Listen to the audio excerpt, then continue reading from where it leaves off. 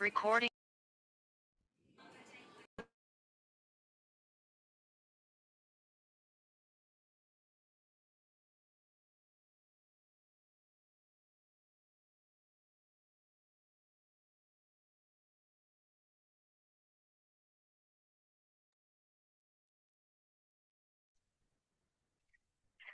Hare Krishna, everyone. Hare Krishna Mataji. Hare Krishna Mata. Hare Krishna Hare Mataji. Hare Krishna Mataji. Hare Krishna Mataji. Hare Krishna Mataji. Hare Krishna Mataji.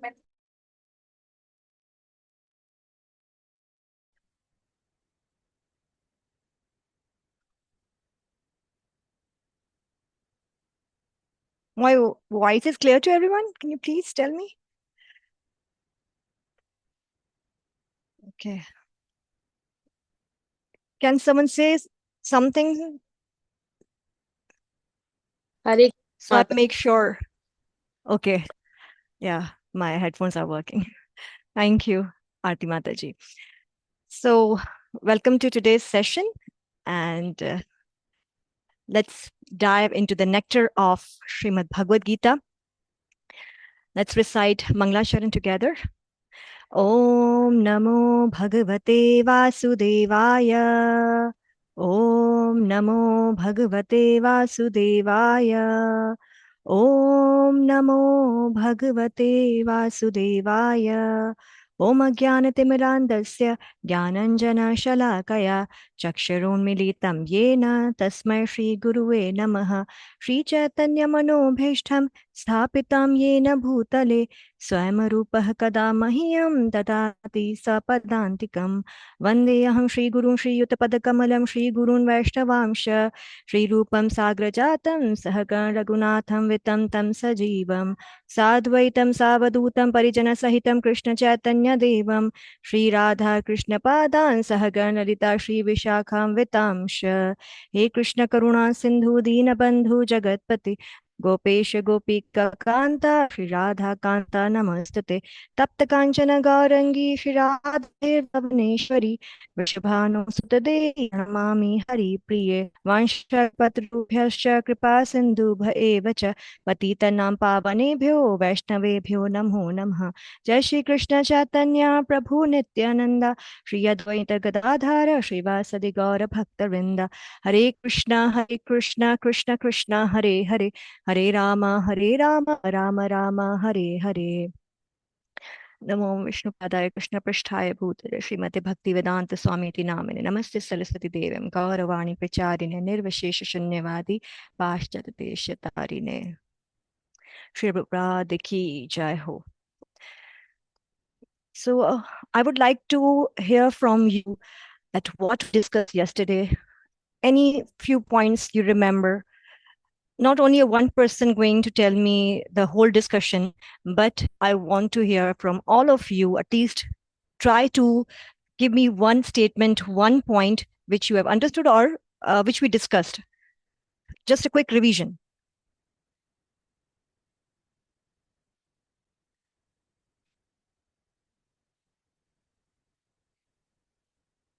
Yes, Neha Mataji. Mataji, we discussed about the background of the battlefield.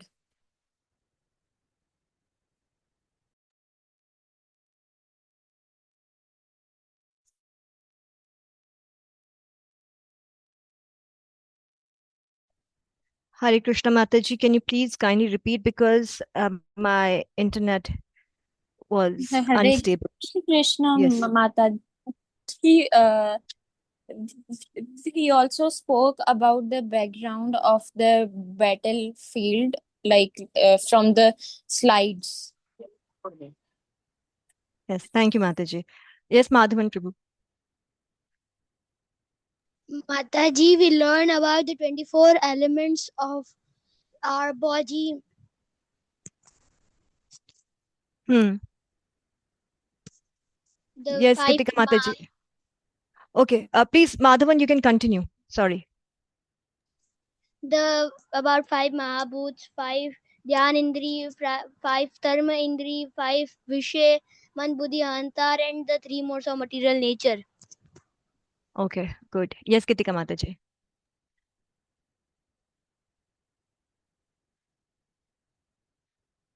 Mataji, I can't hear you.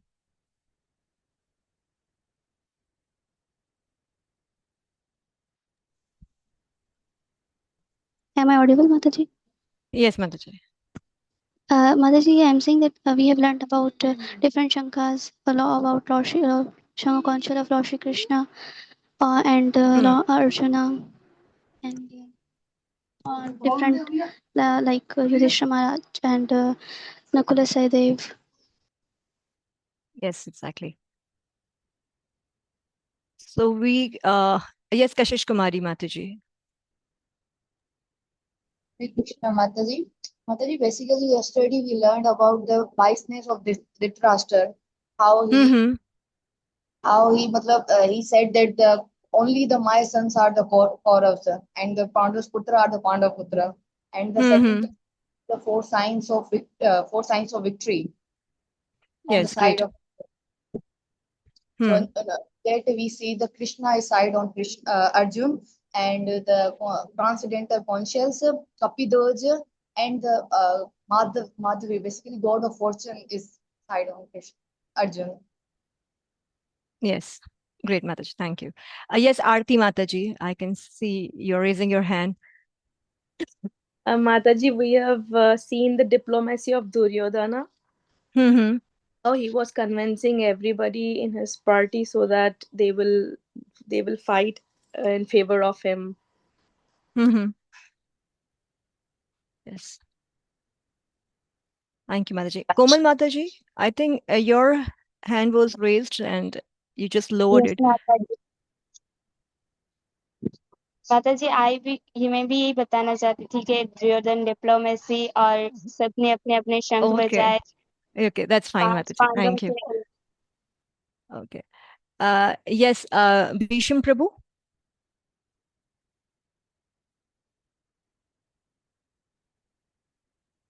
Hare Krishna. Bhisham Prabhu, you want to Hare add any Krishna. point? Yes, Yeah, Prabhu. I was just saw that we discussed and we read the names of Lord Krishna. That why Mm-hmm. he was being called with different names.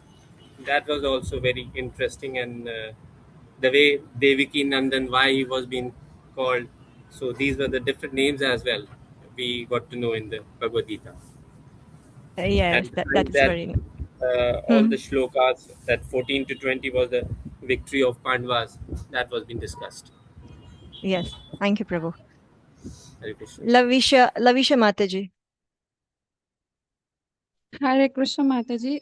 Am I audible? Yes.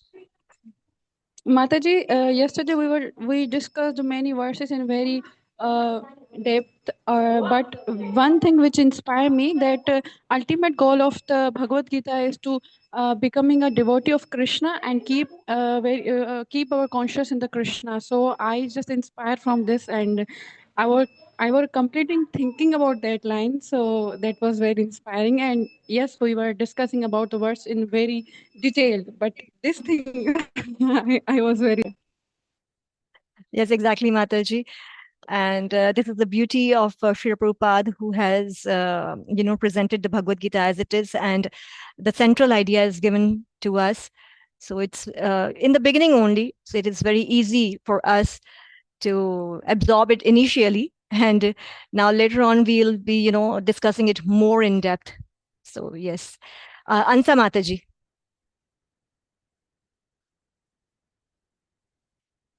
Hare Krishna, Mataji, Dandavat Pranam. Mataji, we see that how Duryodhana assured himself by taking the names of Bhishma, Karna, to be very careful. Yes, he was trying to please all the generals of his team, of his army. Exactly. Natik Prabhu, you want to say anything else? You want to add something? Hare Krishna Mataji, Yes, Dandavat Pranams. So Dandavat Pranam. yesterday we learned some shlokas from which we started from the 1.1 shloka, where we studied like Mamakaha Pandavas Chaiva, where he discriminates between his sons and Pandus.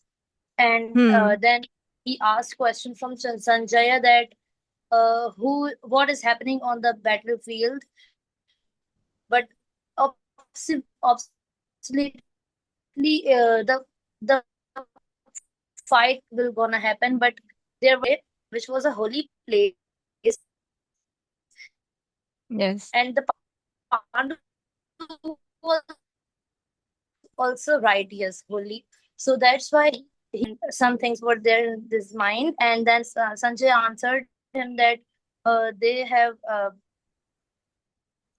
arranged the whole teams have arranged, but the Dhritarashtra, when he saw the arranged team of the Pandus, Duryodhan, sorry, when he saw opponent's team, he was very much bewildered. Means he was like, he went to his guru side, and then after that, when the wars was about to start, when the all shankhas were blown, when the Pandus team shankhas was blown, the hearts of the sons of Dhritarashtra was shattered. That's all. Hare Krishna. Yes, exactly. Actually, Duryodhan was trying to, just to show his fake might, fake strength to everyone. But from inside, he was, very much, what we can say, he was actually feared out of them. Yeah, he was fearful from them. Yeah. Okay. Neela Mataji, you want to say something or? No, I want you. We also discussed Nauda Bhakti yesterday, and we also learned that what is Jeev Sarup. Our Sarup is we have to serve Krishna. That was the main thing that I feel that we have to keep in our life as a goal. And we also discussed 7 verses. We should read 7 verses before reading Bhagavad Gita, according to Shankaracharya. We also discussed all the 7 verses. Yes. Okay. Yes. Thank you so much, Mataji. And thanks to all of you that we discussed whatever, actually we revised that whatever we discussed yesterday. And now it will be easy for all of us to move further. Yeah, before you move Hare further, Krishna, Prabhuji. Hare Krishna, I'm here to interject. Hare Krishna. Yeah, I'm here to interject because, generally an announcement of this sort is done at the end of the class.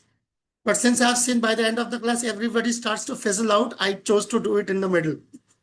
So sorry for that interruption, unnecessary, urgent interruption. Tomorrow, Thursday is our day. We will be hosting our guest speaker. So tomorrow we will be having allow. Yeah.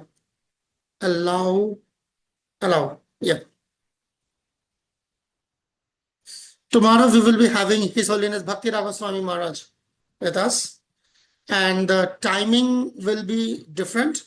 It's gonna be Damni, is it 6 to 7, right? Yes, Prabhu, 6 to 7, or it can be 6 to 7:30. It depends upon Maharaj. 6 to 7 is the timing. Then we don't know. 6 to 7. So it's like much before that. That's it. It's only a 1 hour session with Maharaj. So far, our facilitators are concerned. So our facilitators have been kind that they have given their consent within 15 days. Whereas to get the consent of many of these guest speakers, it took 1.5 months to chase them. So please be there. Take full advantage of Maharaj. We are inviting for the very first time. I don't know, and Maharaj has spoken before in Karachi, but in this platform, it's for the first time. So please please try to take full advantage of that. Okay, that's all. Thank you, Maji. Leela, Priya, Shamaji, please continue. Thank you, Prabhuji. So this is an amazing and great opportunity for all of us Try not to miss it. We must all join this session tomorrow, 6 to 7 p.m. So let's continue our session with this quote of Sri Prabhupada that, okay, what is Vaishnavism? We kind of finish our 20th verse of chapter 1. And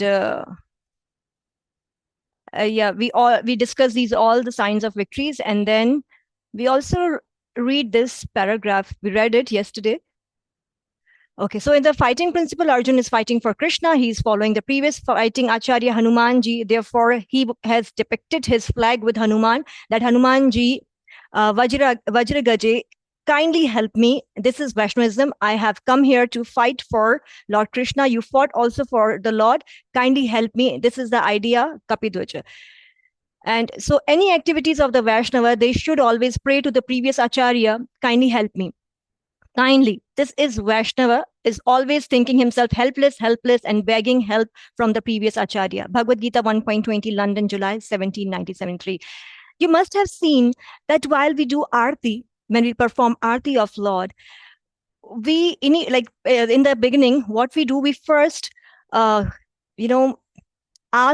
our Guru Maharaj or Srila Prabhupada, we first show that those, the items which we are going to offer to Lord, we first, ask for the permission to our Guru, to Sri Prabhupada, before offering it. So you kindly help me that these offerings are going to be accepted by Lord. So this shows that our parampara is following this Vaishnavism, this thing that we must ask for the help from our previous acharyas. Either Arjuna is in the war, in between the battle, or we are doing we are performing any activity in our daily life, we must approach our acharyas, our gurus, to get the mercy, actually. And here, okay, there's a very nice story I would like to share with you, that how Hanumanji accept to be on the flag of Arjuna. Actually, there are two stories, like slightly different from each other. Maybe the names, or maybe the person. Like somewhere it is written that Arjun climbed the mountain and he met Hanumanji there. And somewhere it is written that Bhima went to the mountain and he saw an old monkey, and when he tries to move his tail, because he wanted to cross this place, but it was coming in front of him, and so it is not in the etiquettes to cross over someone if one is sleeping, or if someone is lying. So this is the etiquette, not to cross over them. So he tried to just move his tail little bit, but his tail was so heavy that he was, he couldn't even move it. So in that time, suddenly the monkey woke up, and he manifested into Hanumanji. And then Bhima or Arjuna, they told him about the battle is going to happen, and Lord Krishna is in their side and everything. So Hanumanji was very happy to hear, and because he had helped Ramji, Bhagwan Ram, in the war between Ravan and Ram, in that war, so he wanted to be, he wanted a little service also in this Dwapar Yoga. And he went to Krishna, and Krishna told him that no, the Madhyam in this age, in this Dwapar Yoga, is Arjuna. He is going to fight this war, fight this battle, and he will win. So, but he wanted some service. So Krishna asked him to be on the on the flag as a symbol of victory. So on the chariot, which Krishna is going to drive for Arjuna. And he accepted that. And you know what was Hanumanji's duty at that time? Like what work he did there? He used to roar very loudly. So all the people, the fighters, the armies on the enemy side, their hearts were shattered. they were running here and there, that who is roaring this much loud. And this was a very nice story. And this is how it is also said that this is how Arjun was, was he was doing very nicely. He was fighting very nicely because Hanumanji was there to help him. And Hanumanji also said to Krishna that you are very clever because you have given me some seva, and the seva is that I don't have to do anything. I only have to be on the flag as a symbol. So this is a very nice story, which I thought you must know, that how Hanumanji accepted to be there on the flag.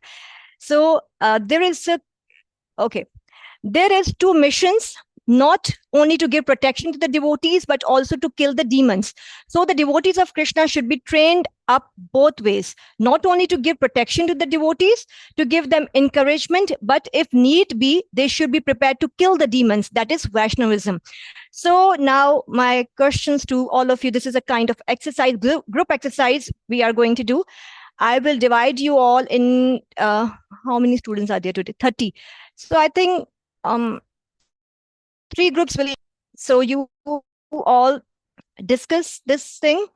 The questions are that ways this court may be misused, like 2 to 3 misuse you can share. First you discuss among each other, and then any one of you make anyone of the leader, he will summarize your discussion, whatever you discuss in the group. So the question, this is the quote, that not only to give protection to the devotees, but also to kill the demons. So how this can be misinterpreted or misused? The first question is that how, like in which ways this quote can be misused? Second, what will be the consequences of such misuses? Okay. And the third, select your group's best example, and then select a representative to give 3-minute summary of group's discussion. I hope you all understood what you have to do. You have to tell me, you have to discuss that how this quote can be misused by people, by devotees, by anyone. And what will be the consequences of such misuse? These 2 questions. Yes, Natik Prabhu. Mataji, which quote will be misused? Like this quote, I'll tell you, this one. That the devotees should be trained in a way, in both ways, not only to give protection, but also he must be prepared to kill demons. Because Lord Krishna came to give us protection to the devotees and kill the demons. And the devotee should be trained like that in both ways. So how this quote, that the devotee should be trained in both ways, can be misused by someone? And what will be the consequences by using or by misusing actually this quote? Okay, so I'm dividing you into 3 groups. And you will have 10 minutes to discuss about it. Not more than that, because we have to complete our chapter today. I think 10 minutes will be enough for you.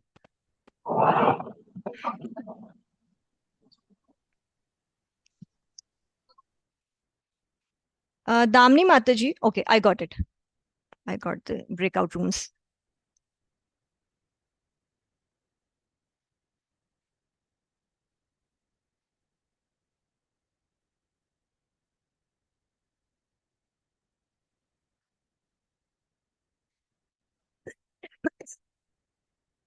Kindly join the rooms. You have 10 minutes to discuss about it.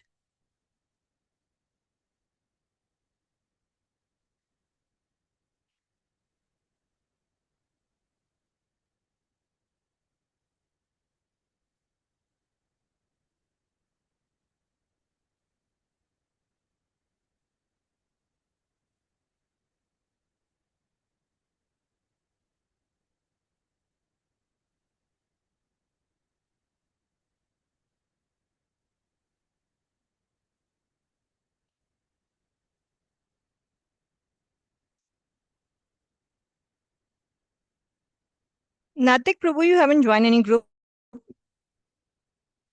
Okay.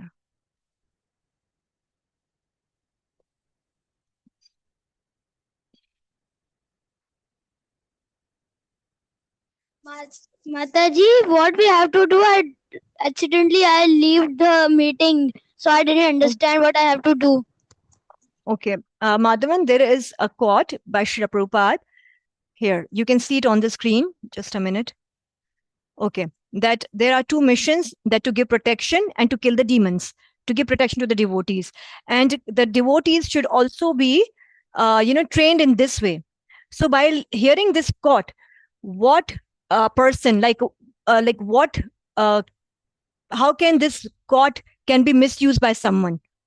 So you all have to discuss about it, and then any one of you will give the summary of 1 or 2 minutes summary, that Okay, how Mataji. this quote will be misused and what will be the consequences. That means what will be the result of that, that misuse. So I'm putting Okay, you understood. in. Okay, I'll put you in some group. Just a second. Some breakout rooms.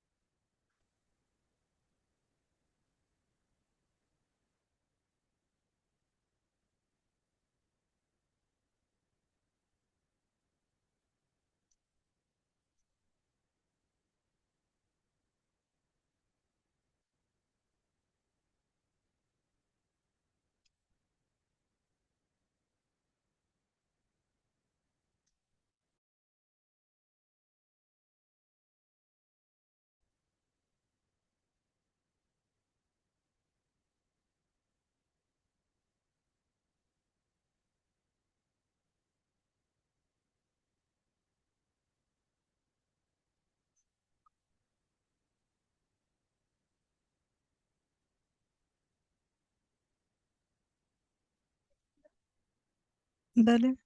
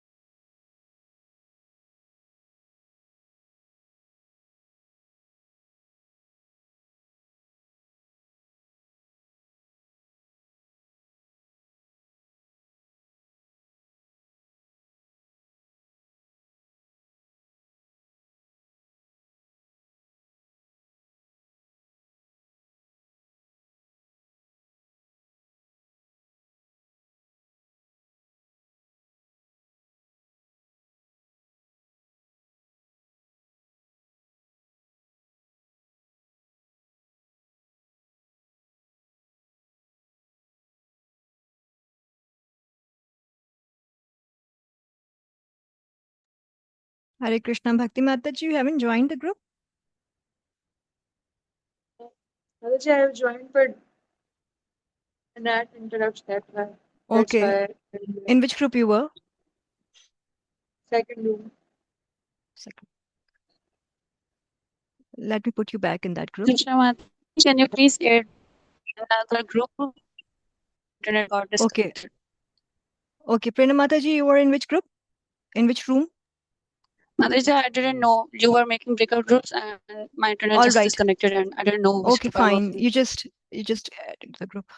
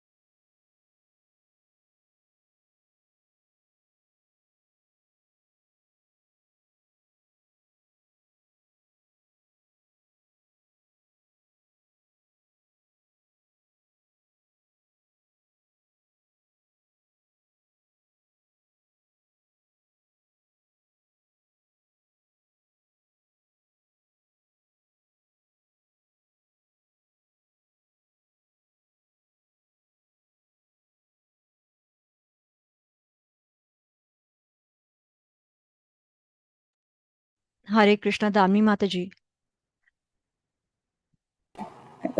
Hare Krishna Mataji, 10 minutes are passed. हो गए होंगे 10 minute. जी माता जी 10 minute हो गए होंगे क्या group बनाए हुए? मेरे ख्याल से हाँ हो गए हैं। लेकिन टाइम नहीं रखा था आपने? नहीं, मैंने टाइम तो नहीं रखा था, but I close the groups ना जैसे ही 10 मिनट्स हो जाएंगे. आई थिंक यहाँ पे जो है 8 मिनट्स अभी हुए, अभी नहीं 2 हुआ है. मिनट्स 8 मिनट हुए अभी. हाँ, तो भी है, टाइम है. Yes.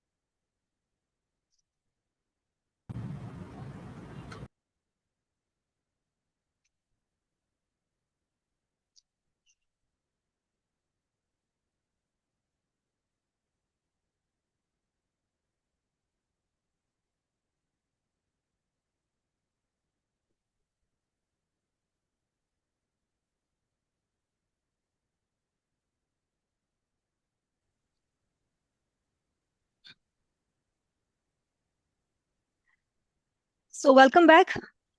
You all must have a nice conversation with each other. I mean, a nice discussion about this question. So, Yes.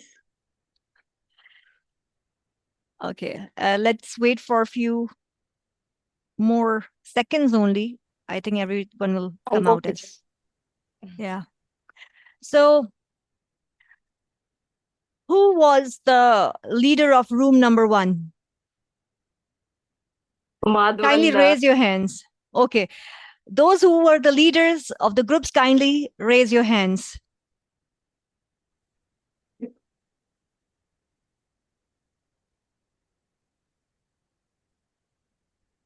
I haven't selected any group leader. Okay. You were in which group, Mataji? Group number 3. Mataji, Satavi Mataji's group. Okay. So who's gonna, present your summary or your idea or your discussion in 2 minutes? Someone has Can to be I? the leader of the group. Yeah, why not? Okay, Shatabi so Mataji, you're going to, or nahi, Neela Mataji, you are going to present it. Okay. anyone. You Neela kindly Mataji, you decide. can. Neela Mataji, you can present it. Okay, Madhavan Prabhu, you are the leader of group number 1, room number 1. What about room number 3?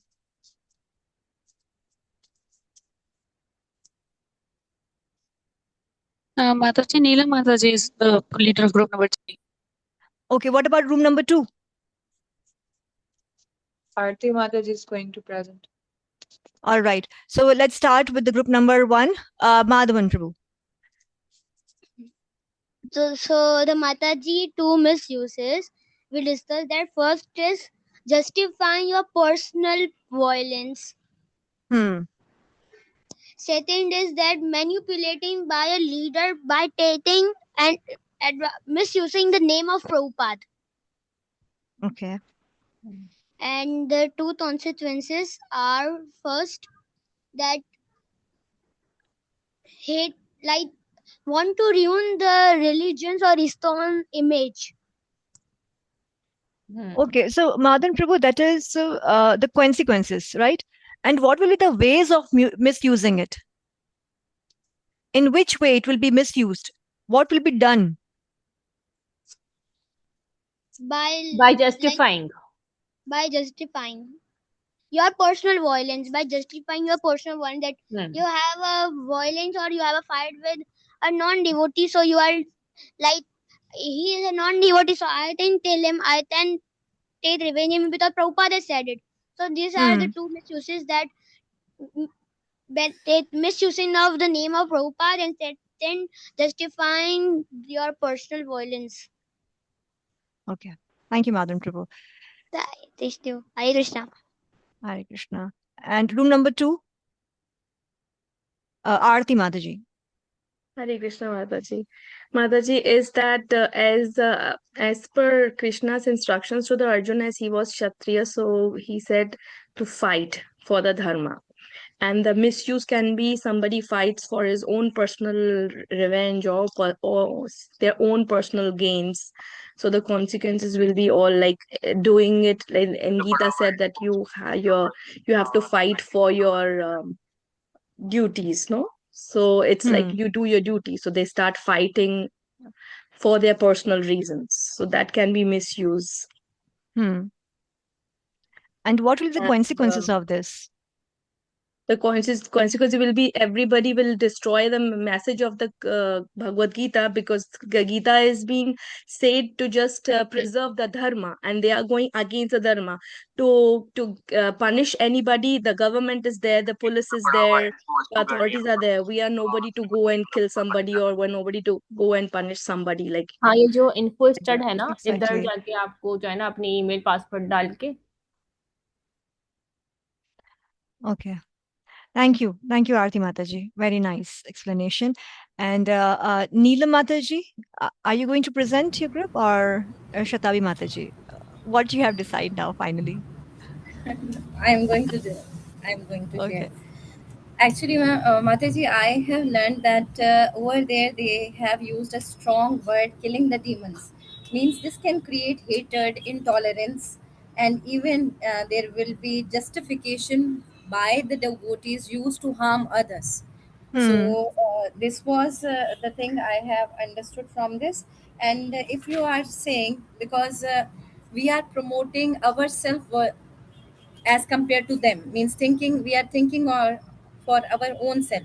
Pure devotees, they never ever think about themselves. They are always thinking about the betterment of others. So what are we ignoring? By this, we are ignoring the core of devotion. Bhakti emphasizes on love, compassion, and service. But what are the consequences of this? We are creating social conflict, we are creating tension between communities, and it is leading to violence or discrimination. Now, that means we are hurting others by the name of our religion. So, what is the correct understanding? We can protect devotees. That is the duty of a devotee, to support each other, to guide, to encourage, or to help each other spiritually. Yes. This was the message. Thank you, Mataji. Yes, thank you, Mataji. So it was a nice explanation from all of you. And yes, exactly. This can be misused by, justifying your violence against your enemies, or, the non-believers, the non-devotees. You can say that, okay, it's written in the Bhagavad Gita and we are trained like that.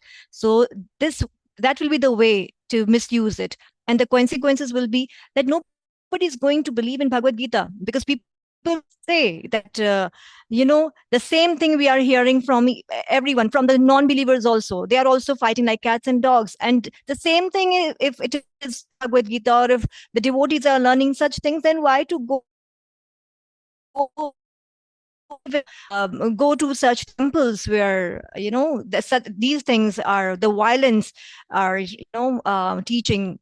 So actually, this quote, the perfect way to understand this is whatever, the greed, the pride, the anger, the lust we have in our heart, and that are the enemies. We have actually fight with that only. So we have to, use this God for that. We have to kill the demons which are inside us. It's not hurting others, not harming others. It's just that whatever this, these desires, these lust, we have to kill these. Just because of that, these are the actually obstacles to, in our spiritual growth. So we have to kill these. And we discussed the consequences. And the consequences of this, when we will kill our pride, anger, enviness, then only our spiritual growth will be possible. So now we have discussed till 20th shloka. We'll continue from 21 and 22. Let me share the screen with you all, and then we'll hopefully. Okay. So this part of exercise is done. Now, Shri Prabhupada is saying generally, Vaishnava is non-violent, just like Arjuna. In the beginning, he was non-violent. He said, Krishna, what is the use of this fighting? Let them enjoy. So by nature, he was non-violent. But he was induced by Krishna to become violent. Your non-violence will not help. You become violent, you kill them. I want. Because Krishna warned that. That is why Arjun only followed the instructions of Krishna. And another thing was that because being in the body of a Kshatriya, his duty was to fight. He is accomplishing both duties. How? The first, the bodily duty, that is, he's Kshatriya, he has to fight in the battle. And the second duty, that is to serve the Supreme Lord and to serve the senses of Krishna, to satisfy him. And by fighting, he is following his orders. And this is how he is, performing both the duties. So if Krishna wants, we shall be prepared to become violent. So those who are devotees of Krishna, they should be trained up both ways. They should be prepared. But generally, there is no question of becoming violent unnecessarily. Bhagavad Gita 1.20, London, July 17, 1973. Academic integrity. To ensure that students develop moral and academic integrity in the interpretation, evaluation, and application of Shastric knowledge. So here Srila Prabhupada is saying that we must interpret the message in a same manner for which it has been given. And we must evaluate it in that way only. We must apply it in that way only, which is written in the Shastric knowledge, not to interpret in our own perspectives or our own personal ways. We must understand as it is given by Krishna and as our gurus, our acharyas are telling us or teaching us. So we are on shloka number 1.21, Arjuna Uvacha. And both shlokas, 21 and 22, are together. So we'll recite it. And Damni Mataji, can you please share the screen of Bhagavad Gita? Yes, sure, The Mataji. shlokas. Yes, thank Yes. you.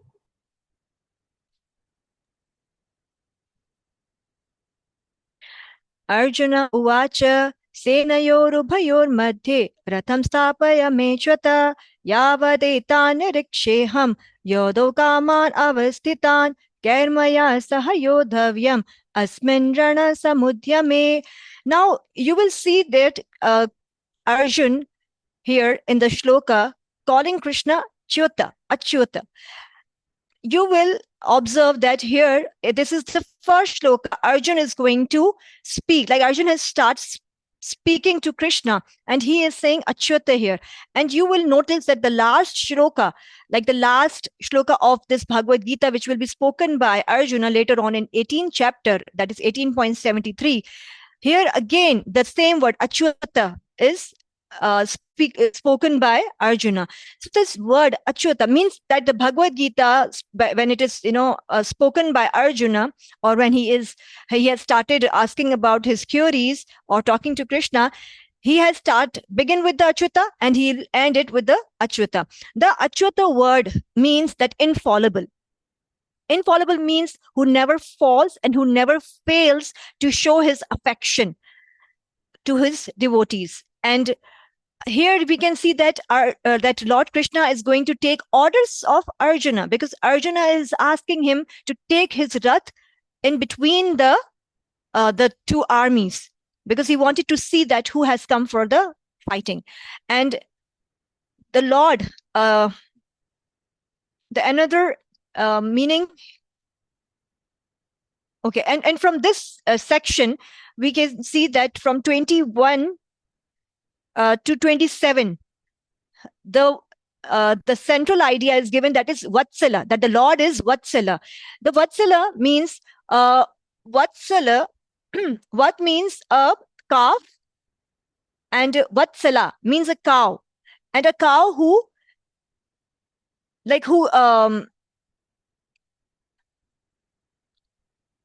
cleans the newborn, who cleans the which is covered with blood, the child, licking the calf. And the same way, Krishna, being the mother of of this universe, being the father of this universe, but he works like a mother, because he cleans the devotees' hearts, he purifies them, and then then the devotee is ready to drink the nectar, and that is Bhagavad Gita. Similarly, when the cow clean the calf, so the calf stand up and start drinking the milk. And when Krishna purifies our heart, we understand that what is our relationship with Krishna, and we start approaching the teachings of Lord Shri Krishna this way. So here, O infallible one, please row my chariot between the two armies, so that I may see those present here who desire to fight, and with whom I must contend in this great trial arms. So, we can see here that it seems that Arjun, he's not actually in a mood to fight. Here we can see that he's saying that you'll see here, it's written that with whom I must contend this great trial of arms, and I may see those present here. And he's saying that he have to fight with. It's not that he want to fight with, but it is like that something is putting on his head and he has to. So we can see that, Arjuna being a Vaishnava, he's not interested to fight. But who put this idea in his mind? Who put this idea in Arjuna's mind to fight? Krishna. Krishna. Yes, exactly. So Krishna put this idea in Arjuna's mind, and now Arjun is here to see that who has come to fight on battle with him.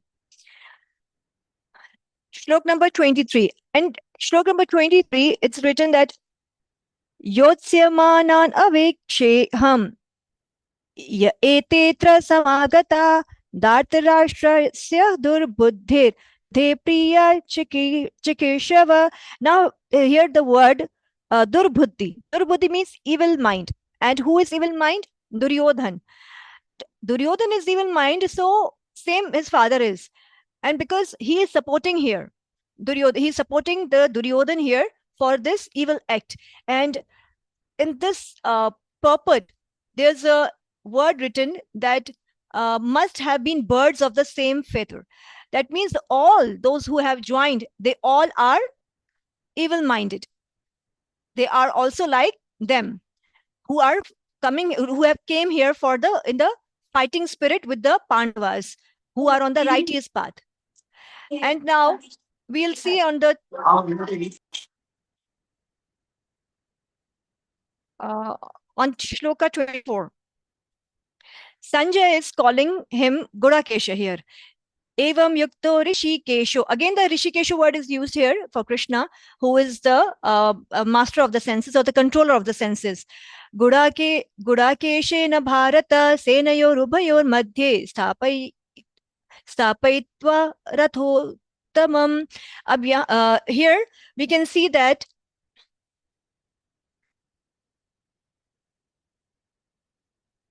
okay, now Sanjay is telling it to Dhritarashtra that now what happened that Arjuna's Rath, Arjuna's chariot is now in between the both parties, in the midst of the both parties. And here the word Gudakesha. Gudakesha means the conqueror of sleep. So Arjuna is a why the Gudakesha name is given to Arjuna, because he overcome the sleep. He conquered the sleep, and the sleep of ignorance actually. Because he conquered the sleep of ignorance, and that is why he is thinking about Krishna. That is why his mind is absorbed in Krishna. And why he is called Gudakesha? Because when he was in the Gurukul, he used to, he awake in the night, in the dark, and practice the shooting arrows. Although it was all dark, but he tried to concentrate on the sounds and shoot the arrows there to be a very good warrior. And he also underwent so many austerities, tapasyas. Like one of the tapasya we can say for Pushpata weapon from Lord Shiva. So that is why Arjuna is called Gudakesha. And one more meaning of Gudakesha is like Guda. Guda means jaggery, good. And here Kesha, Ka means Brahma, and Isha means Shiva. So one who is sweetened to, who is, who's like Guda to Shiva and Brahmanji. That is Gudakesha Arjuna. Arjuna is sweet to Brahmaji and Shivji. They like him because he's like sweet, jaggery, because he's a devotee of Krishna. And actually, Arjuna had no intention for proposing any peace talks. He just wanted to see his opposite fighters, and he was sure about his victory in war because Krishna with him on his chariot, so he was sure about the victory. But he just wanted to see. There was no any intention to be to give the proposal of the ceasefire, like not going to fight or anything, peace talks. There was just he wanted to see that who has come for the fight. And shloka number 25th. Yes. Now here, like out of all the places, we can see that Krishna plays a chariot right in front of Bhishma Dev, who has raised Arjuna and Pandavas like a father, and Guru Drona gave him all affection and love, and he taught him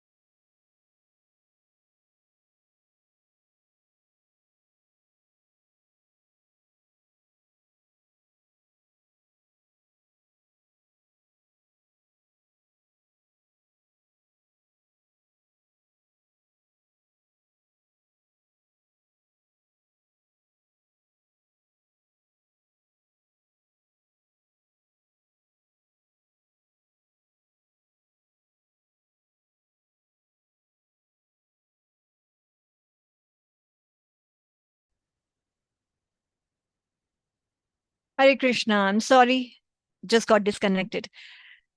So, yes. So on shloka number 25, Krishna brought Arjun in front of his beloved ones. Why? Just to brought out his emotional, his soft heart nature. So because in this material world, sometimes in complex situations or anxieties, so when we call for Krishna, when we call out for Krishna loudly, just like a mother, when he hears just run towards them and pick them and try to pacify them. Similarly, Lord Krishna here wanted Arjuna to call out for help.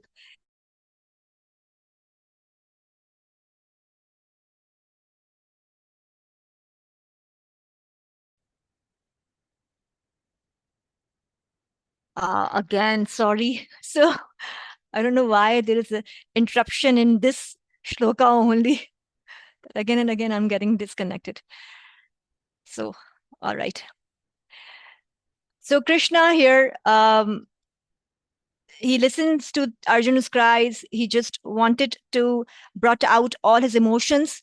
And now, after that, Krishna runs towards us when we are in misery. He picks us from this material, anxieties and distress, and gives us spiritual happiness and knowledge. And because of Arjuna's grief and lamentation, Krishna gave Bhagavad Gita, which gives benefits to all the humanity.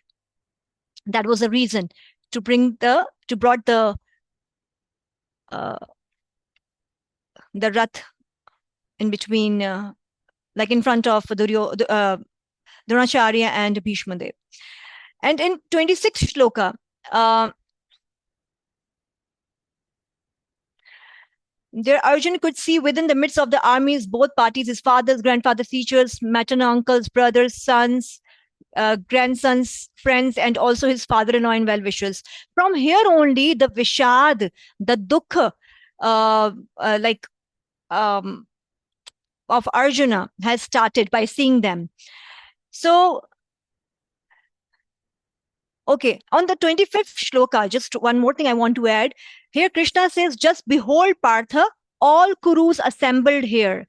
So Krishna did not use the word enemies, or, he did not say that they are opposite side people or the fighters. He used the word Kurus. Kurus word mean that they are your family, that you are going to fight against your family, because he is also a Kuruvanshi.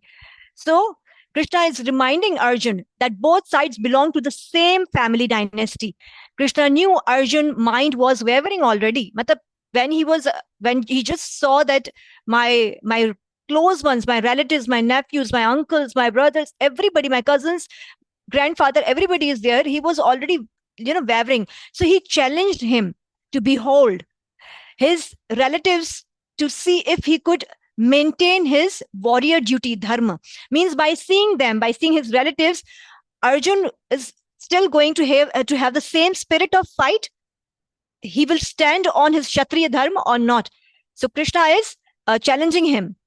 And despite his personal attachment, Krishna wanted to, get all sadness and confusion of his system before war starts. So what Krishna wants actually here, Krishna want to, to destroy all kind of sadness, confusion, which is in Arjuna's system, maybe somewhere, to just destroy them before the war starts. So whatever in Arjuna's mind, whatever wavering he has in his mind, or whatever confusion he has, he must speak it out so Krishna can help. And on shloka number 28, sorry, 27, when the son of Kunti, Arjuna, saw these different grades of and relatives, he became overwhelmed with compassion and spoke.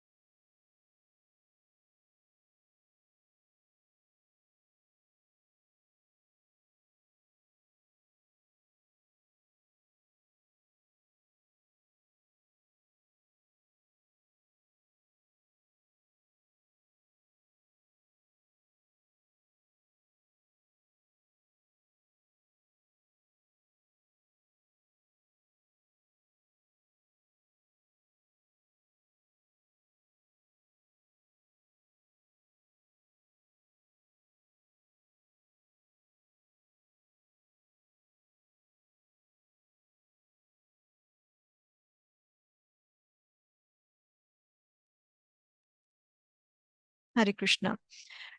So the compassion, we can see, because Arjun, the first reason is compassion, and the word you would see here in the shloka, that is uh, kripaya.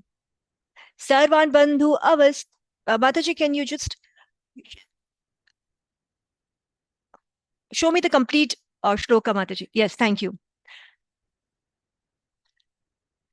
तान् समीक्ष्य स कौन्तेय सर्वान् बन्धून् अवस्थितान् कृपया पर्याविष्टो विषेदम idam abravit. Now here he is overwhelmed with compassion. This is the first reason of not fighting. The daya came into his heart for his.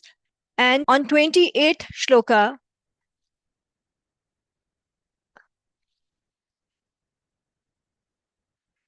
Arjuna said, "My dear Krishna, seeing my friends and relatives present before me in such a fighting spirit, I feel the limbs of my body quivering and my mouth drying up." Now the condition of Arjuna's, his body condition is explained here, that how is he feeling. And my whole body is trembling, my hair is standing on end, my bow Gandhi is slipping from my hand, and my skin is burning. So this is the condition of Arjuna. I am now unable to stand here any longer. I am forgetting myself and my mind is reeling. I see only causes of misfortune, O Krishna, killer of the Keshi demon. Now here, Arjuna is saying to Krishna that he is, he has forgot everything. He does not remember even that he's a Kshat, and this does not suit him. The way he's behaving does not suit him.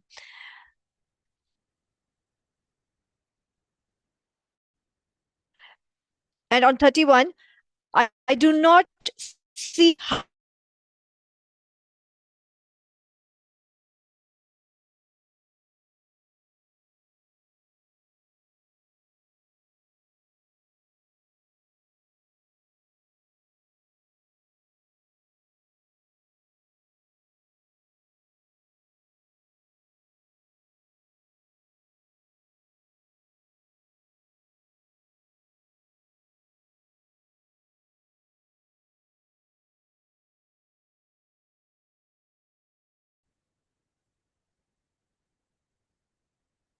So Arjuna, from 32 to 35, we'll see the next reason of not fighting. He's saying that, oh Govinda, Krishna is the one who gives the pleasure to. Can you repeat the 31? Your voice was breaking at the time. Okay. Mataji, in 31, there is no reason of not fighting, but it's just that this is a, we can say that this is a kind of quality of Arjuna, that he cannot see anything good in killing the friends or relatives in this battle. And like by winning this battle, he's seeing that he's not going to have anything good left, after this war.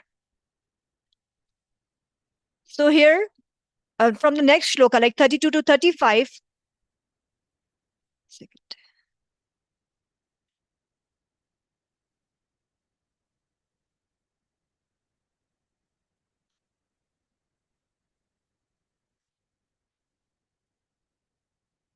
Okay, from 30 to 35, we'll see the next reason that, oh Govinda, Krishna, you give pleasure to senses, but this battle is giving displeasure to him, to me, that means to Arjuna. And we're not going to have any happiness if we're going to lose it. I mean, Arjuna is saying that if we're going to lose it, we're going to be unhappy, right? But if we'll win this, ultimately we'll be unhappy, because as all the people for whom we desire to have this kingdom will be dead. We are fighting to rule over throne, over kingdom, but none will be left. No one will be there who going to see that Arjuna has won this battle, and Arjuna or the Pandav became the king of this kingdom. So nobody would be there. Then how this, what kind of happiness they're gonna get from this? And the next reason we'll see in the text 36, he's thinking that it is sinful to kill your grandfather, your spiritual master. And person who gave this, his life, his time, his energy to impart the skill to use for occupation. You can do your duties of human life. He's talking about his spiritual master. And about his grandfather, who gave his life, his time, his affection, and whereas his teacher gave his energy, and he imparts all the skills to him, just to he can fulfill the duties being a Kshatriya. So this is sinful offering. This is sinful that he offers the arrows to the grandfather or to the Dronacharya, the guru, but he should offer the flowers to them. He's saying it is terrible for him.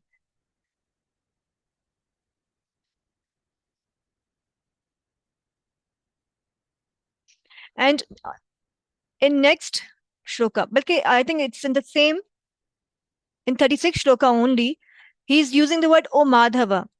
Madhava means one who brings a good fortune, because Krishna is the husband of Lakshmi Devi, the goddess of fortune. He's saying that you are supposed to bring the fortune to people, but making these sinful activities, this bring only misfortune for me. There will be sinful reactions, and I'm going to suffer, and I'm certainly going to the hell for this.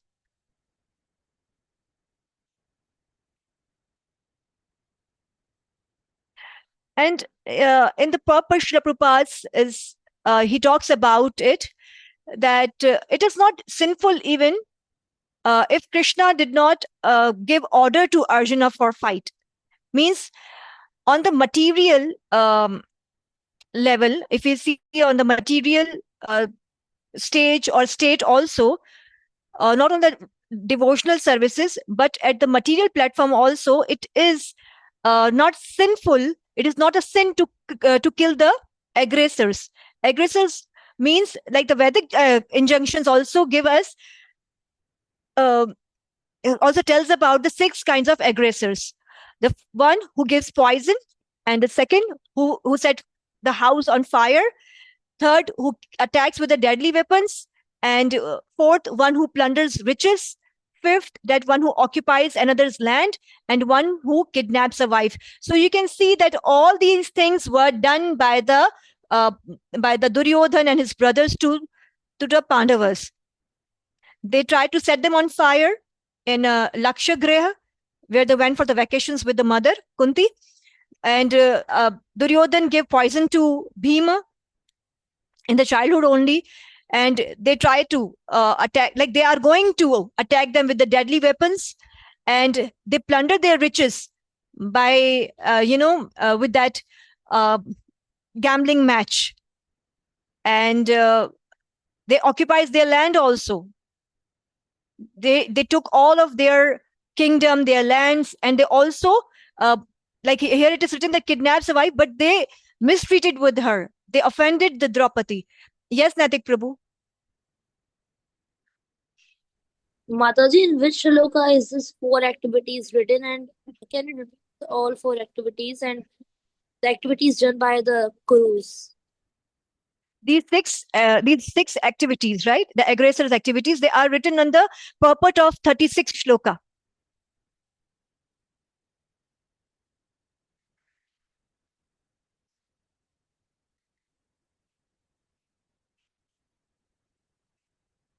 You can see it on the screen. Mataji has. Yes, Natik Prabhu. How they are done by the Kurus? Okay, the first one, when they were, in their childhood only, Duryodhan gave poison to Bhima. And when they went for the vacations with the mother Kunti to Lakshagriha, I think that was the name of that mahal. It was made of the ghee, the wax type of thing. So they tried to, they trapped them there. They were about to kill them by setting the fire in that Lakshagriha. But with the wisdom of their uncle Vidur, they were saved. And the third one, that one who attacks with a deadly weapon. So they are going to attack them with the deadly weapons. And the next is plunders their riches. They took away all their kingdom and everything. Plunder the riches means that with the false gambling match, they trapped them there also, and they just took away their all wealth, their kingdom, and their land also, which is written on the 5th one. And on the 6th one, they offended Draupadi. They tried to disrobe, mistreated her. So that means they were virgin. They were, there will be no sin by killing them. Even though if Arjuna is not going to listen to Krishna's order, or if he's, not like a devotional service that he is going to offer to Krishna, but then only killing them will not bring any sinful reactions to him. That's what Srila Prabhupada is explaining here. Thank you, Mataji. And in shloka 37 to 38, we'll see here Arjuna is calling Krishna O Janardhana. Although these men, their hearts overtaken by greed, see no fault in killing one's family or quarreling with friends, why should we, who can see the crime in destroying a family, engage in these acts of sin? Now, the fourth reason of Arjuna's not fighting in the battlefield, the fourth reason is, I think it's here only in this shloka. Just a second.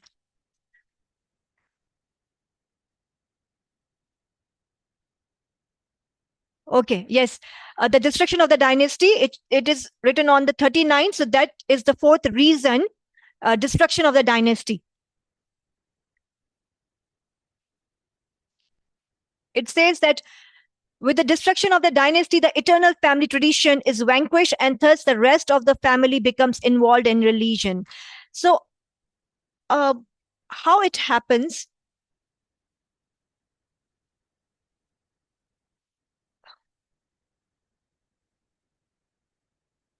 Okay. So in family, there are certain traditions and certain values, and the parents teach these values and traditions to the culture, actually, to their children. And there are some religious traditions, and how to celebrate the festivals, what are the etiquettes, how to respect your seniors, how to receive your guests, and how to interact with the other family members, with your juniors, with your seniors, and yes, like how to behave within the family, what kind of traditions you follow. They all are given by or taught by the parents or the elderly people of the family. So here Arjun is saying that when in this fight the elderly people will be died, who is going to take care of those traditions? Who is going to teach these traditions to the coming generations? And all the social ills that comes as a result of destroying the family traditions, the family. So this is the part of Bhagavad Gita where we hear the value of families.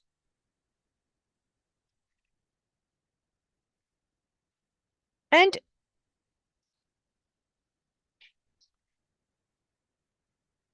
Arjuna's concern here, in the next shloka we'll see. Yes, with the destruction of the dynasty, the eternal family tradition is vanquished, and thus the rest of the family becomes involved in irreligion. So I think you must have seen this thing, that when your elderly, your parents, your grandparents are in the family, they tells us or explains us that why we celebrate such festivals, or why this tradition is followed up till now, etc., etc. I'm sure you must have observed this thing in the family, that when there is an elderly person, there is kind of good system in the family only. I mean, if I remember one thing, that our grandfather used to be very strict, and he always asked us to wake up early in the morning. And when we met with the cousins and we all are together, so we awaken till late of the night. But no matter we are slept late, but early in the morning our grandfather used to give us a wake up call. Now you all please get up and you start doing house chores and everything. So this way the tradition is it's followed by the generations when your elders are there. So Arjun is saying that the traditions will be destroyed if our elders will be no more with us. And next shloka says that when irreligion is prominent in the family of Krishna, the women of the family become polluted, and from the degradation of the womanhood or descendant of Vrishni comes unwanted progeny. Now, Arjun's concern was, if all the men killed in the battlefield, right, then their wives must be like, what will happen to their wives? The wives must be protected, because men are supposed to give protection to the daughters, to the wife, and to the elderly members of the family. Mataji, kindly unmute yourself. Sorry, mute yourself. Thank you, Mataji. Okay, so Shri Prabhupada says that woman must be under protection of father in youth, like in her childhood, and under protection of husband in middle part of life when she's married. And when she's grown up, then she must be, like when she's old, it's old age, she must be under the protection of the grown-up son. Like, who is going to protect them? And if all the adult males of the family are killed, then who's going to protect the young girls, the elderly women? Like, who's going to protect them? They will be unprotected if all of the men, of all of the males of the family are going to die. Prabhupada, always use this word, unscrupulous men. Unscrupulous men in society, like the lustful men who has no religious values, are basically like the sexual predators who chase after women and try to exploit her for their own enjoyment, for their own motives. They are in this society. So if women are not protected, then such men will have illicit affairs with them, and the woman in result will be carrying the unwanted children or the varana. The word, you'll see the word in shlok number 41. Sankaro. Sankaro means the varana. An increase of unwanted population certainly causes hellish life both for the family and for those who destroy the family tradition. The ancestors of such corrupt families fall down because the performances for offering them food and water are entirely stopped. May I know that among you all, who follows the pindadan, the giving oblations to the ancestors? Do you follow these rituals? Yes, Mataji, in our the family. pindadan, giving Yes, donations in Mataji. the names of the ancestors. Yes, Mataji. Yes, we all do follow this. So here Arjuna is talking about such traditions, such rituals, that if the woman who is supposed to be protected by the men, and if men is died, then unscrupulous men, that means the person, a man who is irreligious, who has nothing to do with the values, and he only chase that lady or woman to fulfill his own desires. So if such thing happens, then what will happen to that woman? They will bear the unwanted child, and that will be not from the same varana. Just a minute.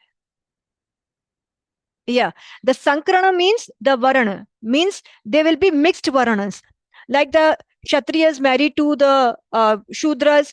I mean, it was kind of what we say,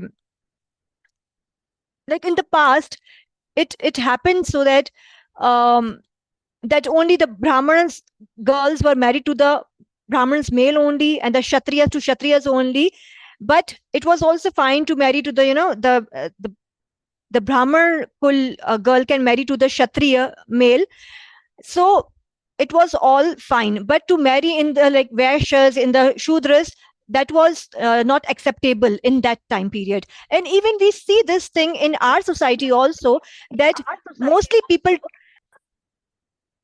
mostly people try to marry their children in the like in the families of their own, like same status, of at least they know them, not to the lower grade. It's not like that lower grade, but to have a peaceful happily like same married gotra, life.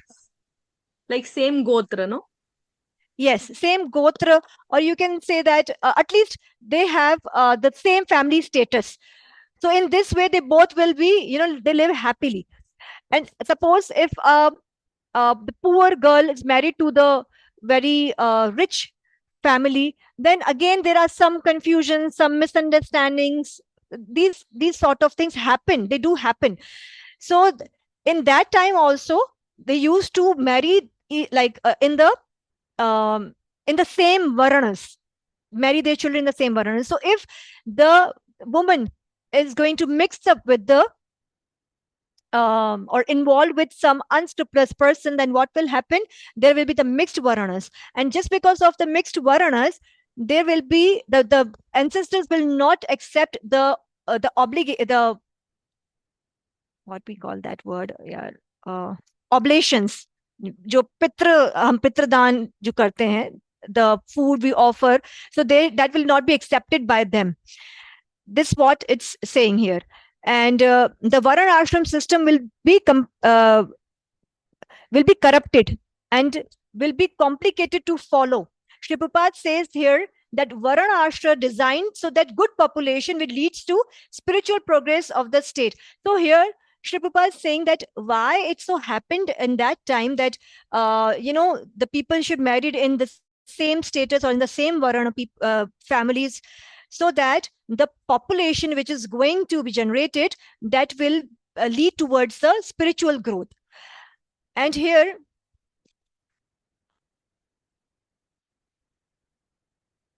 in the purport of Shloka 40th, yeah, it's written here in the Shlok number 40, and you will find this on the 6th line of the purport.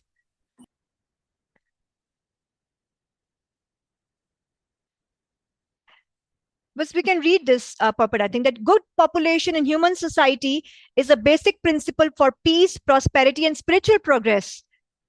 The Varnashram religion's principles were so designed that the good population would prevail in the society for the general spiritual growth of state and community. Such population depends on the chastity and faithfulness of its womanhood. As children are very prone to be misled, women are similarly very prone to degradation. यहाँ पर ये जो use हुआ हुआ है that they are prone to mislead, or because the woman has very sensitive kind of nature, they are very soft-hearted, and we can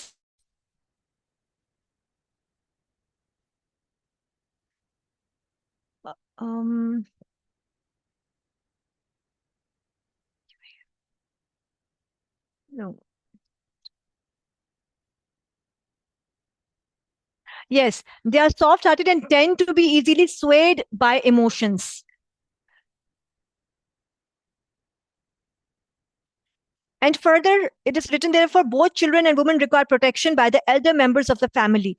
By being engaged in various religious practices, women will not be misled into adultery. According to Chanakya Pandit, women are generally not very intelligent and therefore not trustworthy.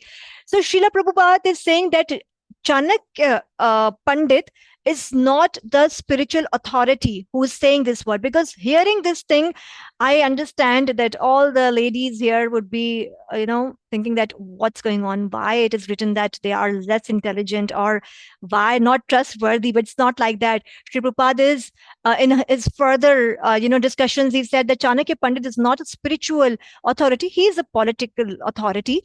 And he's talking about the materialistic woman or the ordinary woman, but not about the Vaishnavis or the devotees. Because in Srimad Bhagavatam, if you see the shloka number 11.5.32, let me read that shloka. The word Medasa is used here. Medasa means a very intelligent person.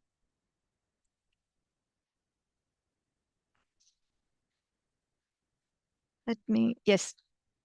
The shloka in Srimad Bhagavatam 11.5.32 says, Krishna Varanam Tusha Krishnam Sango Pangastra Parshadam Yagya Sankirtana Prayer Yajanti Hisu Medasa. Medasa means they are very intelligent. So, in the age of Kali, intelligent persons perform congregational chanting to worship the incarnation of Godhead, who constantly sings the names of Krishna. Although his complexion is not blackish, he is Krishna himself. He is accompanied by his associates, servants, weapons, and confidential companies. Here, this verse is talking about Chaitanya Mahaprabhu. So the Vaishnavis, the Matajis or the devotees who have accepted the Chaitanya Mahaprabhu as a Supreme Lord and who has taken the shelter are very intelligent, because they are performing the highest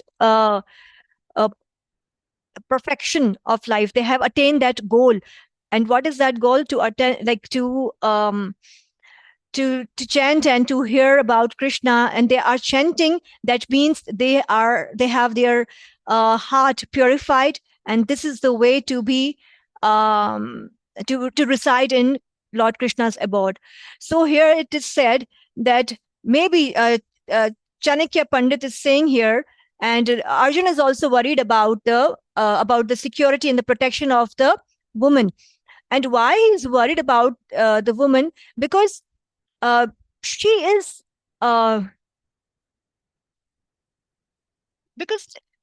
responsible to to increase the progeny, or to give the good education and the good sanskar to the children, to the generations. That is why the woman must be protected from such irreligious men.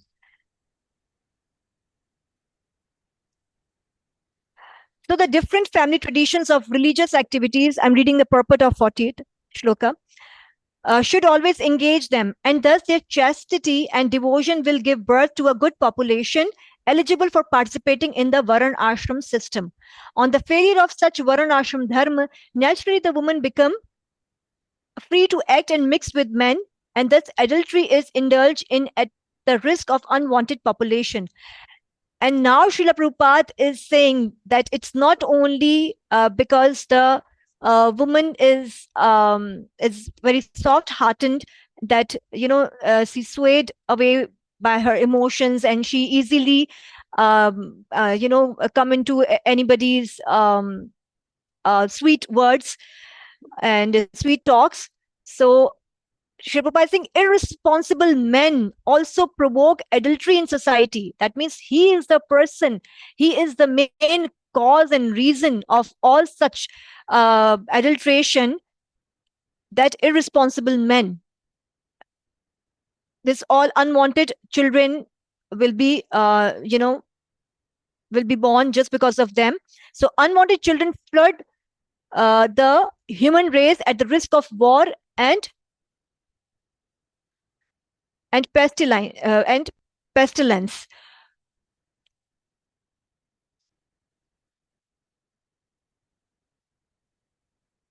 The unscrupulous men with their hidden interests, with their hidden motives, they shows like gentle, kind, caring, and righteous, and speak sweet words with the woman, and oh, let me help you, I will protect you, I'll promise to take care of you. And with just such kind of words, a woman thinks that he actually loves her, or he trusts, and she start trusting him. And just because of that, he may use her for his sensual pleasures and leaves her. Otherwise, they will be misled into adultery. So we must have to be very careful with such kind of irreligious and unscrupulous men. When I was reading this shloka today, I was writing the notes. So I noticed one thing, that it's not that this shloka is trying to degrade the woman. No, it's not like that. Because it's actually talking about our external form, about like our gender, whether we are man or woman, or whatever. But in actuality, in factual position, we are the spirit souls. We are the souls of, we are the part and parcels of Krishna. So we must think in that way only. This is all talking about the, materialistic people, materialistic, ordinary woman or men. But I have seen, yes, it sometimes so happen that it is so easy to, to win the woman or the girl's trust. They easily, just because of their emotions, they easily get into a trap of such unscrupulous men. We have seen this, and they find it very easy. Just they play with her emotional feelings, and they try to just they try to mislead them, and they try to just exploit them. It's so happened. I have seen this. I don't know whether you you agree with me on this point or not. Either we see it on the the conversions. We usually see that it so easily happened to the girls. Actually, what happens, that just because by the sweet, they get trapped by the sweet words of the men, they forget her values very quickly. no matter the parents take care or look after the girl for 20 or 25 years, but if someone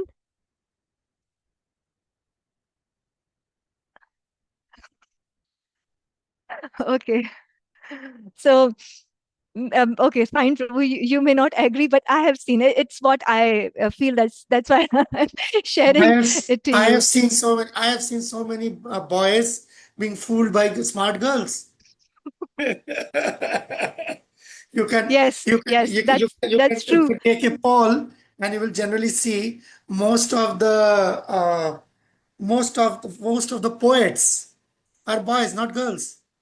That Hmm. poetry comes because of they have been like duped by girls. They are cheated by girls. Yes. Go on. I was just throwing Yes, some yes. masala. Just go on. Just go on. Please go Okay. on.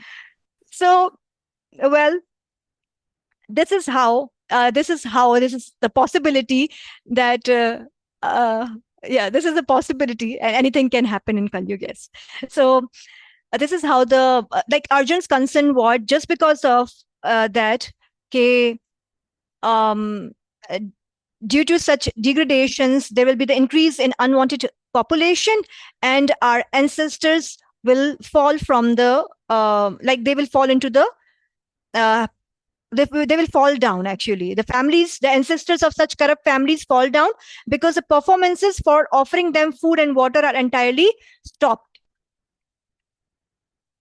I have seen this thing also, that many people don't believe on this pitra kya pinddan, and giving offerings to the ancestors. They have stopped it already in Kali Yuga, many of them. Many do Okay, not feed so them even while they are living. What to speak of after death? yeah.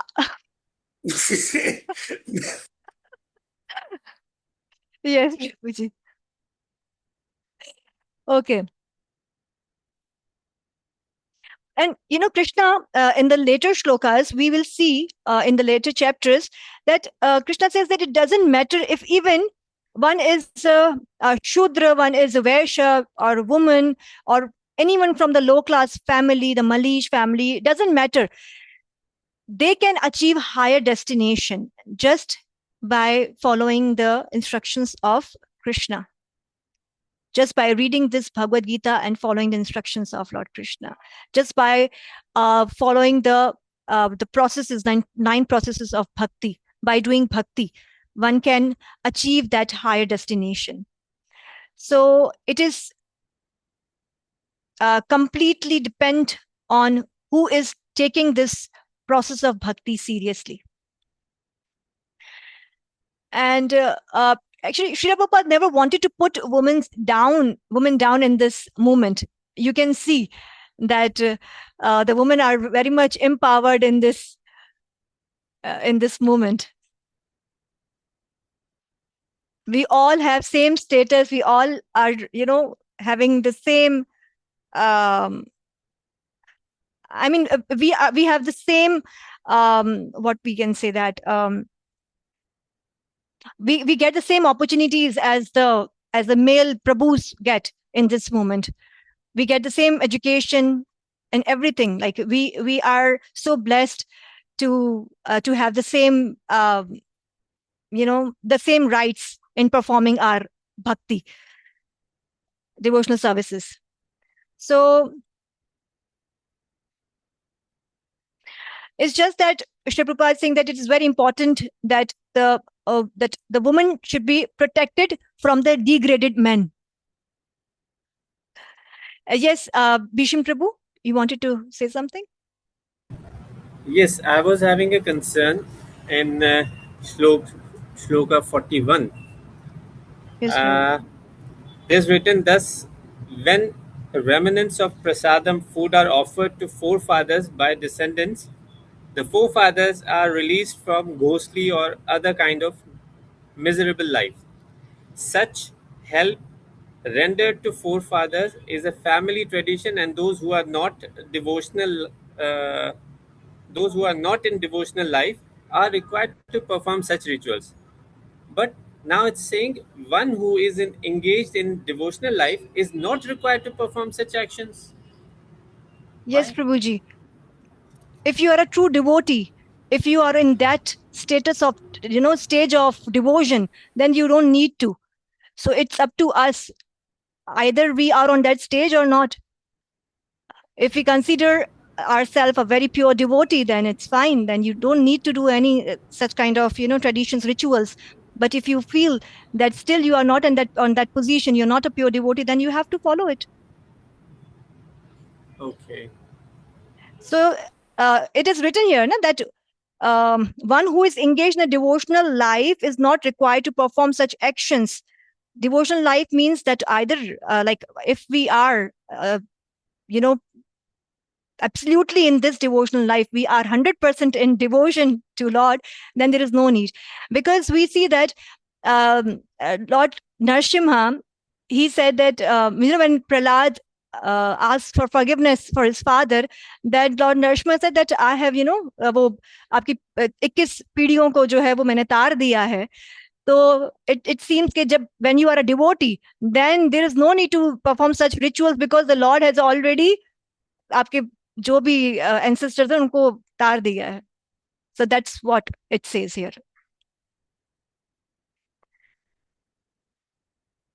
Okay, now we are on. Let me see the slides. I think we have finished the almost lesson 1 slides. Just let's go through it. Okay. Yes, this was the first part we had covered already. So just okay. Understanding, we identified the examples of Duryodhan's diplomacy, right? And we also discussed the liberal nature of the Brahmanas with reference to Dronacharya in shloka number 1.3. We discussed the relevance of Arjuna's depicting his flag with Hanuman, right? And we discussed the significance of Arjuna's ordering Krishna in Bhagavad Gita 1.21, Senayor Ubhayor Madhyaratha, Sthapaya Me Shwata. Now discussed the consequences of misapplication of Prabhupada's statement regarding Vaishnava and violence. We are done with that only in the beginning of this session. Identified aspects of Prabhupada's mood and mission, that is also done yesterday. Okay. If one understands Krishna from the Bhagavad Gita and becomes situated in Krishna consciousness, engaging himself in devotional service, he has reached the highest perfection of knowledge offered by the Vedic literature. Bhagavad Gita 16.24 purport. Okay, so this is a central point or central idea of the Bhagavad Gita, that if we are engaging in devotional services, then we are according to the Vedic literature, we have achieved that highest perfection of knowledge. Because if we are performing our devotional services and it is continue, that means that we are in the safe hands, we are reached to that highest perfection of knowledge. If one adopts the principles enunciated in Bhagavad Gita, he can make his life perfect and make a permanent solution to all the problems of life. This is the sum and substance of the entire Bhagavad Gita, introduction to Bhagavad Gita. We have also discussed this earlier. So the lesson 1 was completed. Let me share this lesson 2 and we will continue with our verse number 42.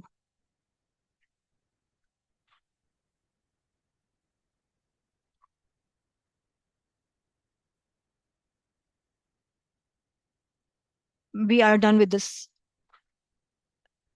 Dhritarashtra's doubts, Duryodhan's diplomacy, sign of victory from the Pandavas, and Krishna's Bhaktavatsal. We also discussed this. 27 to 46, Arjuna's 4 reasons for not fighting. And I think we have figured out them already. We have found them already. Dharmakshetre and who studies the sacred. Okay. I declare that he who studies this sacred conversation of ours worship me by his intelligence. Bhagavad Gita 18.70. We discussed it on the first day that because we are given such a, the intelligence which is above to all the species, that human form we have got, and we have the intelligence which is more than the other species of this universe. So we must worship Lord with this intelligence, and only this in this human form we can attend the Supreme Lord easily. Okay, this shloka we already covered, that in that Krishna took his ratha in front of Bhishma and Dronacharya, and Krishna said, "Just behold the Kurus." He wanted him to know that he is going to fight with his family members, and here are the 4 reasons of not fighting in the following shlokas. So we are on the 4th reason of not fighting, that is 1.37 to 43, the destruction of the dynasty. The compassion, we found it in 27th shloka.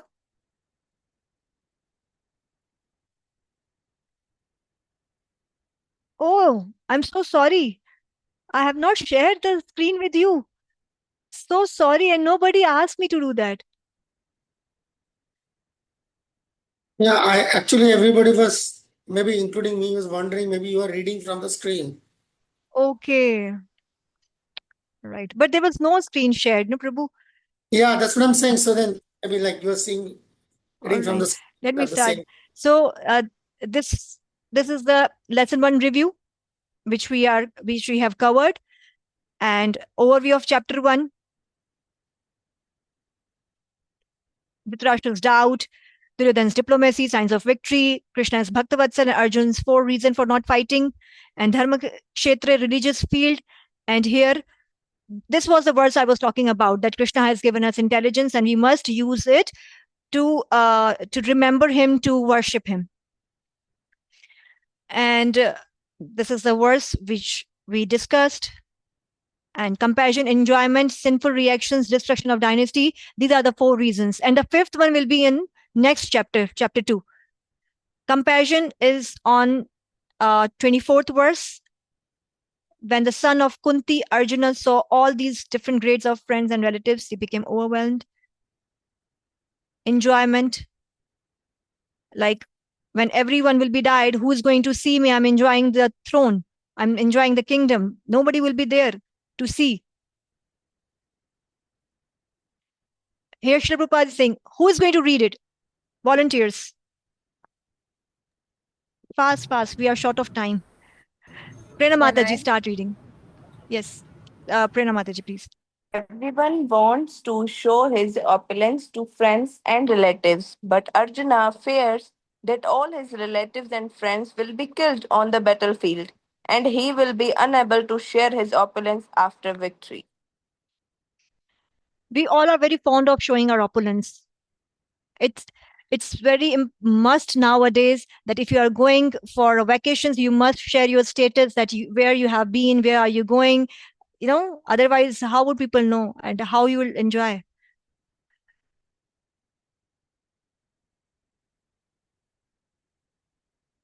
Okay, next one.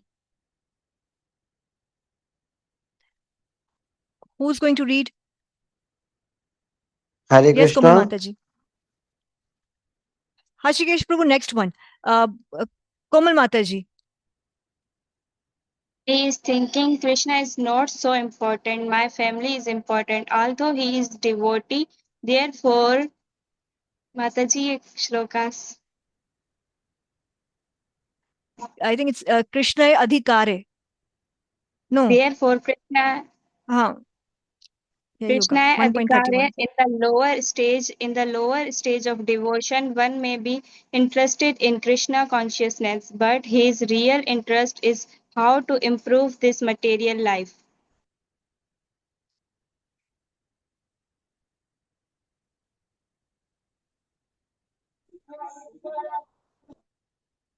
Okay, in lower stage of devotion, that means we have just started our,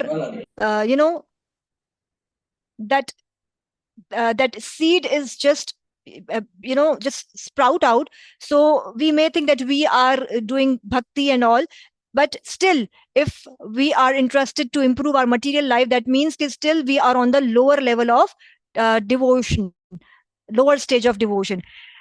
Because still, if one thinks that my family is important, Krishna is not important. So that is the lower stage of devotion. Okay, sin will overcome us if we slay such aggressors. 1.36. We discussed it already. The Shri Prabhupada said that there will be no sin. There will be no sinful reaction if one kills the 6 kinds of aggressors. And here are these.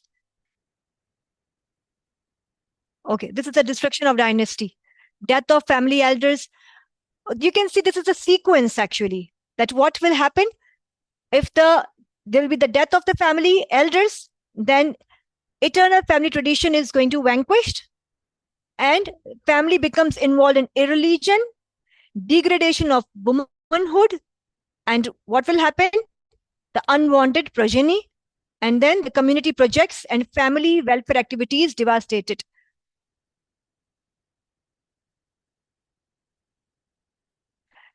As Arjuna is saying in shloka number 41, the ancestors of such corrupt families fall down. That means the obligations which are to be performed on behalf of the family, which they will not be done, and the ancestors will fall down. Unwanted population causes hellish life for both the family and the ancestors. And what will happen? The family welfare activities will be destroyed or devastated, and whole family will go to the hell. This is what it's written, or this is a sequence that how it will happen. Initially, when the family elders will die, and then no one will be there to look after the to give the protection to the woman, and this is how the family tradition will be vanquished. The family will involve in irreligion, degradation of womanhood, unwanted progeny, and the community projects and family welfare activities. That means the activities which we discussed to give the obligation. No, not obligations, but Oblation. the oblations to the ancestors. The पितृ दान और ये सब करते हैं, जैसे पिंड दान करते हैं, and जो पितृपक्ष month में feeding the brahmins and all, etc etc, तो वो सब कुछ रुक जाएगा and devastated हो जाएगा. Arjuna cast aside his bow and arrows, his mind overwhelmed with grief. Bhagavad Gita 1.46. Okay, there are some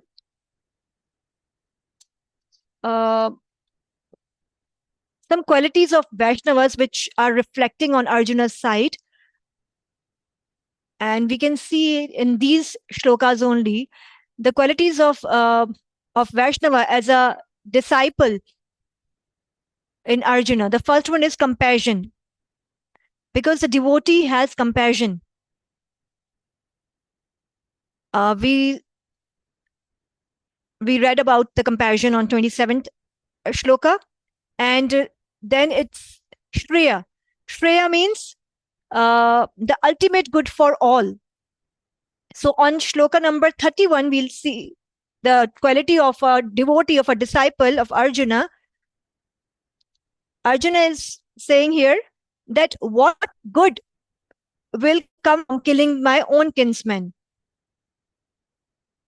That means he is thinking about the ultimate good for all.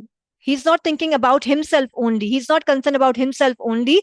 He is he's like talking about the long-term spiritual benefits here, being a devotee. And the third quality we'll see in shloka number 32 to 35, that he is not interested in material gain. In 32 to 35, we'll see that he's saying that if we lose it, then we'll be unhappy. But if we'll win, then also we'll be unhappy, because just because of the material gain, we will kill our kinsmen. So here it shows that he is not interested in material gain. And beside that, he is interested in spiritual advancement, we can see, as the devotees are. They are inclined to um, they're inclined to have the spiritual growth or spiritual advancement in this world among the people. And on shloka number 36, we see his forgiving nature, and the devotees also have the forgiving nature.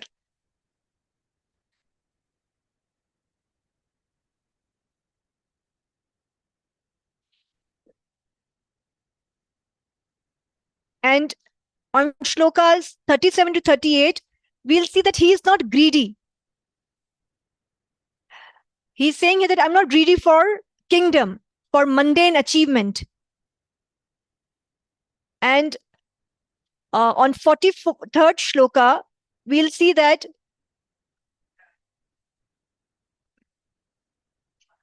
he has understand that the soul is eternal. So he is talking about the next life, we can see here on shloka number 43. Because he is saying that, O Krishna, maintainer of the people, I have heard by disciplic succession that those whose family traditions are destroyed dwell always in hell. And we'll see here that he is talking about the life after death, or about the next life. He understands that he is a soul. So these all his qualities shows that Arjun is not concerned for himself, but for the whole society.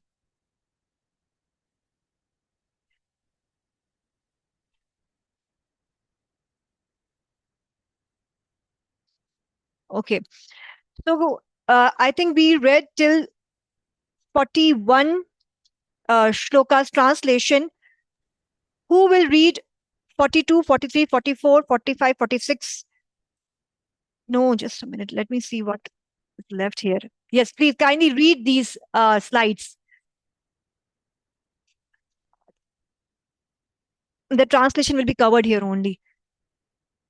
Hashikesh Prabhu, are you there? Yes, want yes, to read? Mataji, I'm here. Yes, read this Okay, okay, slide. I am. Being an associate of Lord Krishna, Arjuna was above all ignorance, but Arjuna was put into ignorance on the battlefield of Kurukshetra, just to caution Lord Krishna about the problems of life, so that the Lord could explain them for the benefit of future generations of human beings and check out the plan of life. Then man could act accordingly and perfect the missions of human life. This is Thank you, also from the Mataji. introduction, page 8. And thank you, Hashikesh Prabhu. So, Arjun was above the ignorance, but he was put into ignorance in the battlefield. So this is how the Krishna will rule out the problems or anxieties or miseries the person gonna face, because in this way the Bhagavad Gita came to us.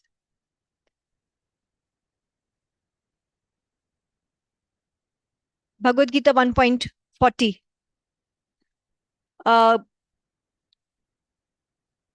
Gitika Mataji, read it. Hare Krishna. When irreligion is prominent in the family, O Krishna, the women of the family become polluted, and from the degradation of womanhood, O descendant of Varsni, comes unwanted progeny. Yes, Mataji, please continue reading. As children are very prone to be misled, women are similarly very prone to degradation. According to Chanakya Pandit, women are generally not very intelligent and therefore not trustworthy. So we discussed that these are the statements by Chanakya Pandit, who is not a spiritual authority.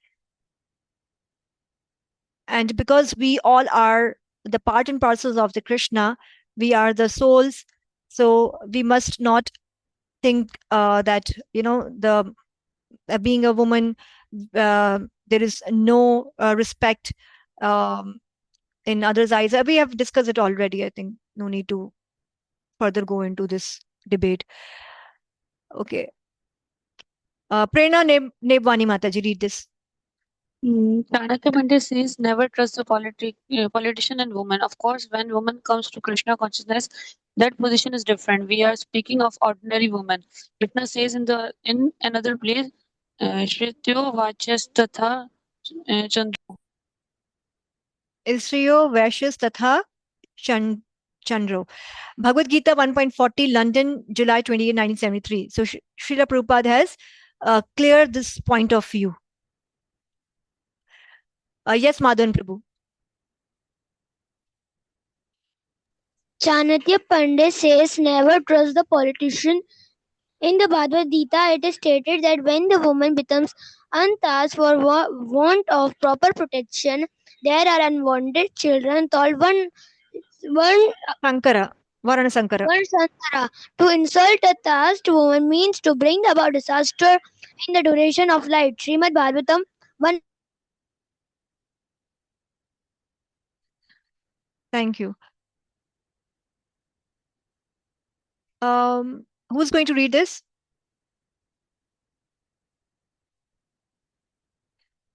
Yes, Bhisham Prabhu or Neela Mataji, whoever wants to read. As a natural devotee of the Lord, Arjuna did not like to retaliate against his miscreant cousins and brothers, but it was the Lord's plan that they should all be killed. 1.32 to 35 purport. We have discussed it as well. Ansa Mataji, read it. Hare Krishna, violence also has its utility. Everything has its proper utility. Violence also has its utility. Yes. So everything has its proper utility. Okay, this is of 2.21 purport. Just a minute. Okay, no, we are going to cover it in next week. बस यहीं तक था 1.32-35. Okay, anyone is interested to read the purports फटाफट से 1.41 से 1.46. Kashish Kumari Mataji, you read 41 and 42. Omeshwari Mataji, 43 and 44, and Ansa Mataji, the last two. Okay, read the purpose from your Bhagavad Gita only. Yes, Mataji.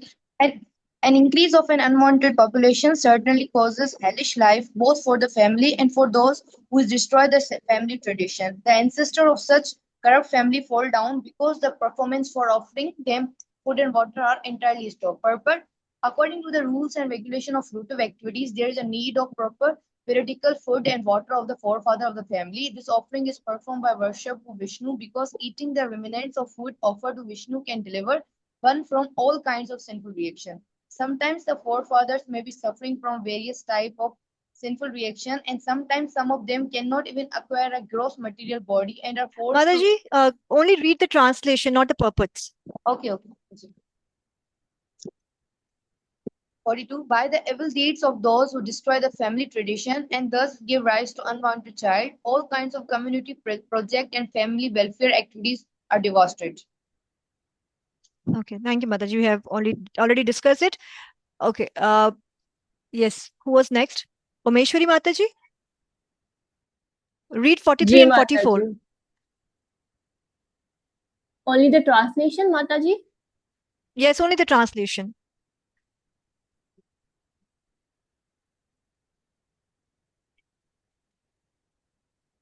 Krishna, maintainer of the people, I have heard by disciplined succession that those whose family traditions are destroyed dwell always in hell.